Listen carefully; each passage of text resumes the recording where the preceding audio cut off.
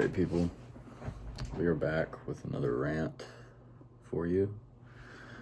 I've just been enjoying these style of videos lately for some reason.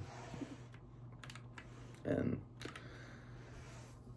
I think that, I don't know, right now my computer's pretty old, so it's kind of hard to edit.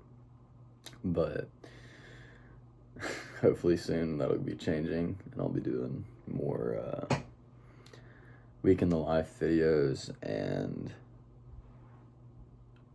tax-based content, so I can help y'all save money on taxes, because at the end of the day, I'm here to document my journey and to help y'all chase y'all's entrepreneurial dream through saving money on taxes. So hopefully we'll get to do that soon, but today I just wanted to discuss the power of positive thought. So this is something that I haven't always done, I guess. I've always had positive thoughts and told myself, think positively. But it wasn't until recently that it became a habit that I've formed and an intentional practice to think positively, to envision the positive outcomes in my life. And ever since I've done that, man, it's just crazy the things that you attract into your life. So I've started to intentionally set aside time to think about in detail what I want in life. And so this isn't just, I want to be rich. It's okay, it's not very specific. So it's, how rich do you want to be? What does rich look like to you? Do you want a 3-bedroom house? Do you want a 4-bedroom house?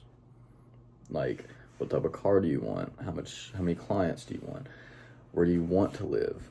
Very detailed visions of what you want in your life. And so ever since I've started doing that, it's just, I don't know, I don't want to use the word manifestation because I feel like that's a very woo-woo word in our culture. And it just kind of gets brushed aside as some weird psycho, just hippie stuff. But that's truly what it is. I mean, your brain subconsciously attracts the things that you think about. I'm reading a book called Psycho-Cybernetics right now, and it's because it's been a topic that I've been really interested in lately. And one of the big premises of the book is that your mind has a creative mechanism that'll guide you to where you want to be. So you tell it that you want to be successful in this way, very detailed.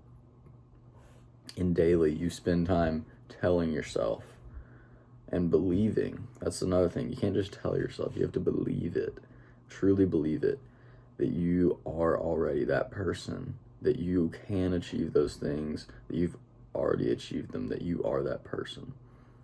Your creative mechanism in your brain, or your success mechanism in your brain, will guide you there subconsciously. You'll start making decisions that you previously wouldn't have, and it seems small, but they add up over time, and they lead you to this vision that you had. And so I don't know, the power of positive thought. Just thinking of the positives in life that you're going to reach, that you already have in your grasp, and you're just waiting to unveil to the world.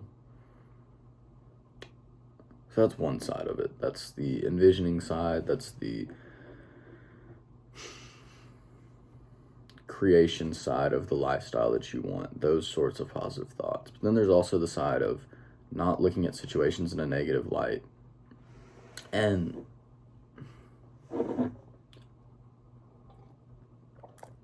that's something that's another conscious decision that you have to intentionally make. So there's a story about this father from a small farm, that he had a son. And so, like I said, small, poor village, right? his son gets a horse, and so now he's able to plow more of the fields with using the horse. And all the village people are like, "Oh, it's a great thing. It's a great thing. Look at your son." And he said, "We'll see."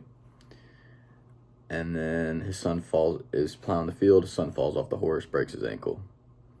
And all the village people tell the dad, they're like, "Oh, that's a horrible thing. It's a horrible thing." And "We'll see."